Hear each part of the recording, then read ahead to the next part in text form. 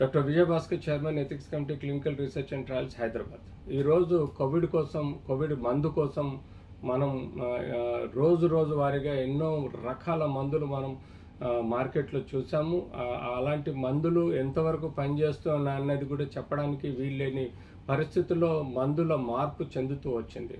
మొదట మనం రెమ్డెసివిర్ అని ఇంజెక్షన్ వ్యాప్తి అనుకున్నాం. ఆ తర్వాత మనకు ఎన్నో DG1 అని అలాగే ఎన్నో రకాల యాంటీవైరల్ డ్రగ్స్ మన మార్కెట్లోకి వచ్చినాయి. కానీ ఏవి కూడా మనకు సంతృప్తి చెందే విధంగా మనకు సహాయం చేయలేని పరిస్థితులు ఉన్నాయి. ఏదేమైనా కొంతమేరకు కొన్ని యాంటీవైరల్ డ్రగ్స్ మనకు వైరల్ లోడ్ను తగ్గించే ప్రయత్నం చేసినాయి. కానీ సబ్సిక్వెంట్గా ఈ వైరల్ లోడ్ వల్ల ఏదైతే ఊపిరితిత్తుల కణజాలాన్ని నాశనం చేసే అవకాశం వచ్చిందో అప్పుడు మరణాల సంఖ్య పెరగడం, దాన్ని కంట్రోల్ చేయడానికి మళ్ళీ కొత్త రకాల యాంటీ ఇన్ఫ్లమేటరీ మెడిసిన్స్ రావడం, యాంటీవైరల్ మెడిసిన్స్ రావడం, తద్వారా మనం గత వేవ్ 2లో, వేవ్ 1లో, వేవ్ 2లో, వేవ్ 3లో చూసాం. కానీ ఏది ఏమైనా ఇప్పటికీ కన్ఫర్మ్గా మనకు ఏ యాంటీవైరల్ డ్రగ్ కూడా ఫలానా వైరస్కు పర్టికులర్గా నాశనం చేస్తుందనే ధర్మిలా లేదు. కానీ మనకు వ్యాక్సిన్ అన్నదే మేజర్గా శ్రీరామ్ రక్షగా భావించాలి. ఎందుకంటే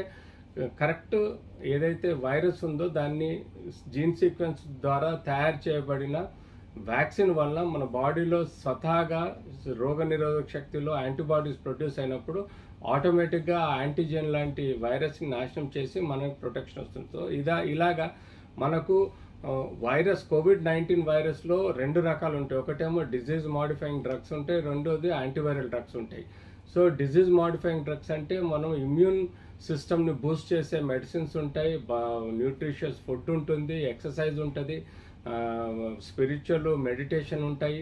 ఇలా కాకుండా మనము తీసుకోవాల్సిన జాగ్రత్తలు mask, face shield, physical distance, శానిటైజేషన్తో పాటు ఇవి డిజీజ్ మాడిఫైయింగ్ సపోర్ట్స్ లాగా డ్రగ్స్ లాగా భావిస్తే డైరెక్ట్ యాంటీవైరల్ డ్రగ్స్ మనకు రెమ్డెసివిర్ లాంటి ఇంజెక్షన్స్ అనుకోండి, ఆ తర్వాత వచ్చిన ఓరల్ ట్యాబ్లెట్స్ యాంటీవైరల్ డ్రగ్స్ కానీ మనకు సాయం చేస్తున్నాయి. కానీ ఏదేమైనా పర్టికులర్గా ఈ యొక్క జీన్ సీక్వెన్స్ తగ్గట్టుగా పనిచేస్తుందంటే అది వ్యాక్సినేనండి. ఆ వ్యాక్సిన్ ద్వారా మనకు ప్రొటెక్షన్ ఉంటుంది. కాబట్టి ఈ వ్యాక్సిన్నే మనం నమ్ముకోవాల్సిన అవసరం ఉంది. ఎంత ఫాస్ట్గా మనం జీన్ సీక్వెన్స్ చేసి అది R&D ల్యాబ్స్ పంపించేసి దాని యొక్క యాంటీబాడీస్ ప్రొడ్యూస్ చేసే విధంగా వ్యాక్సిన్స్ డెవలప్ చేయగలిగితే అంత త్వరగా మనం ఈ వైరల్ లోడ్ని కంట్రోల్ చేయడానికి అవకాశం ఉంటుంది.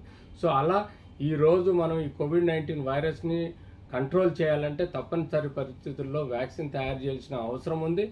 మందుల గురించి ఇంకా ఇన్వెస్టిగేషన్స్, రీసెర్చ్ జరుగుతుంది. తద్వారా ఫ్యూచర్లో కొన్ని వైరస్లో కొన్ని యాంటీవైరల్ డ్రగ్స్ వచ్చే అవకాశం ఉంది. అలా ఇప్పుడు HIVకి ఇంకా వ్యాక్సిన్ కనుగొనలేదు. అలాగే HIVకి రిట్రో వైరల్ డ్రగ్స్ వచ్చాయి. తద్వారా కూడా HIV కంట్రోల్ చేస్తున్నట్టుగా ఫ్యూచర్లో కూడా ఈ కోవిడ్-19కి పర్ఫెక్ట్గా కరెక్ట్గా జీన్ సీక్వెన్స్ ద్వారా మనకు యాంటీవైరల్ డ్రగ్స్ కన్ఫర్మ్గా వచ్చే అవకాశం కూడా ఉంటుంది.